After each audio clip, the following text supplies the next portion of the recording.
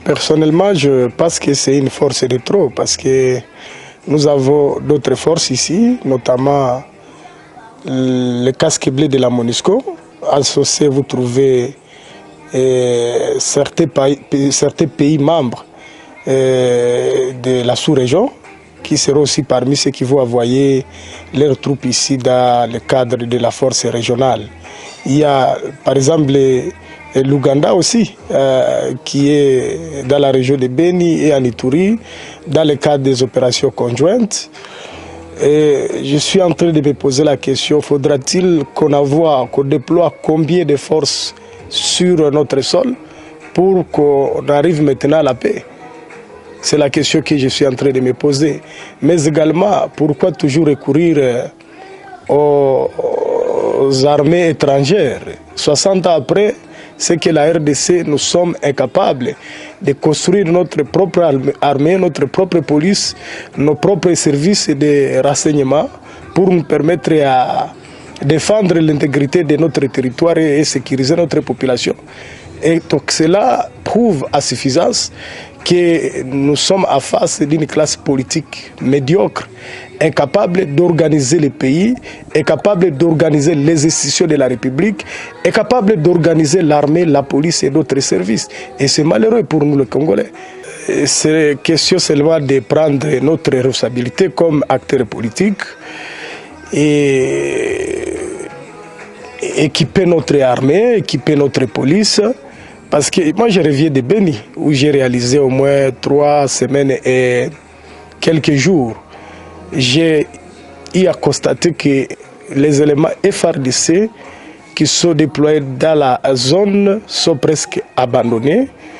Ils ne sont pas suffisamment pris en charge par l'État congolais, c'est-à-dire qu'ils n'ont pas des équipements, des matériels pour mener la guerre, ils n'ont pas de la ration, ils n'ont pas de jeeps, des véhicules pour permettre à déplacer par exemple les éléments pour aller intervenir dans des zones où des cas d'incursion sont signalés. Ils n'ont pas de carburant. Et comment voulez-vous que des militaires qui sont abandonnés comme ça soient à mesure de faire face à l'ennemi? Est-ce que nous manquons les moyens pour le faire? Ou soit il y a problème de la mauvaise foi, de la mauvaise volonté? On veut que la question de l'insécurité perdure parce qu'il y a ceux qui gagnent leur vie à travers cette situation. Quand il y a des décaissements de fonds, il y a ceux qui se retrouvent et ils veulent maintenir cette situation pour qu'ils continuent à se retrouver malheureusement derrière le sang des innocents.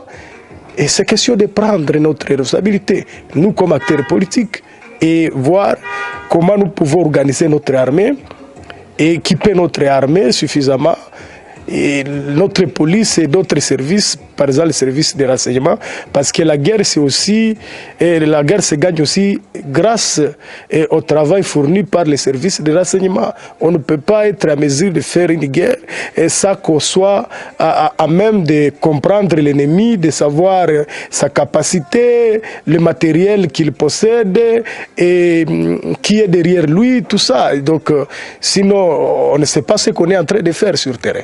J'avais considéré les propos de la chef de la MONUSCO comme l'inchir au Congolais.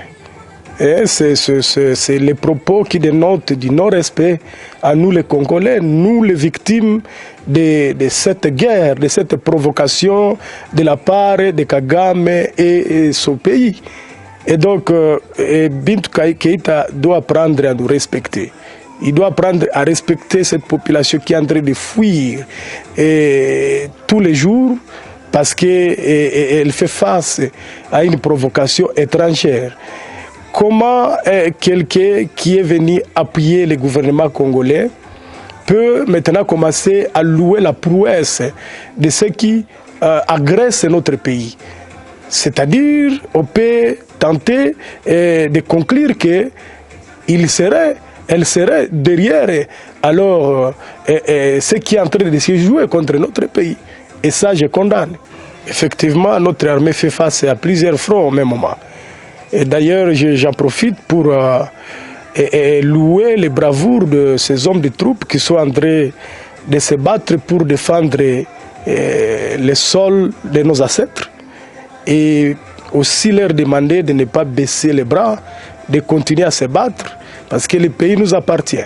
Mais dans tout ça, si le gouvernement va prendre au sérieux la question, à doter de notre armée de tous les moyens nécessaires, à prendre en charge notre armée, je vous assure, même si ce sont des fraudes qui se déroulent partout au même moment, avec la détermination de la population qui a soif de la paix et qui croit à son armée, qui croit à sa police, qui croit au fait aux services qui sont en train de travailler, la paix sera toujours rétablie. J'ai la pensée pieuse à toutes ces personnes-là, les victimes des massacres, y compris à nos militaires, nos policiers qui tombent au quotidien aux lignes de combat.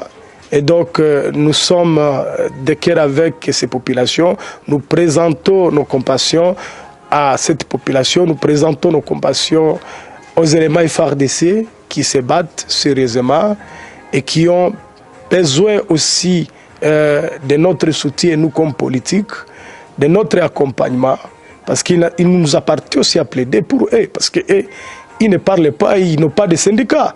Et voilà pourquoi, si nous aimons notre pays, nous aimons notre armée, nous avons l'obligation, je dis bien, de continuer à secouer les pouvoirs centraux, de continuer à secouer les pouvoirs provinciaux, pour que ceci donne les moyens à notre armée, pour que ceci encadre sérieusement et d'une manière responsable notre armée et notre police.